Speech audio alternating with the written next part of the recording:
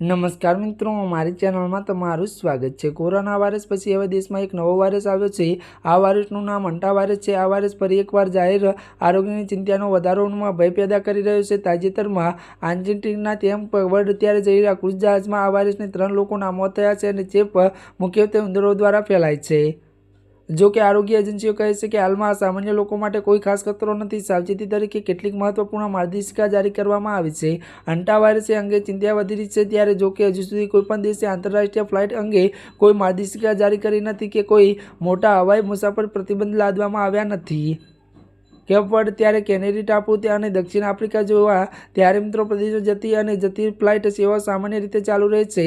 Airport સામાન્ય ત્યારે મુસાફરો માટે વધારાની ક્યારે સ્ક્રીનિંગ અથવા પ્રવેશ પ્રતિબંધ લાગુ કર્યા નથી। આરોગ્ય એજન્સી એવા લોકોને સલાહ આપે છે જેઓ તાજેતરમાં આર્જેન્ટિના ત્યારે અથવા ચીલી જેવા એન્ડેમિક હંટા વાયરસ પ્રભાવિત વિસ્તારો પાછા ફર્યા છે અથવા જેમને ત્યારે એમવી ત્યારે ઓન્ડિયસ ક્રૂઝ શિપ મુસાફરી કરી છે, તેમને સતર્ક રહેવાની સલાહ આપવામાં આવે છે।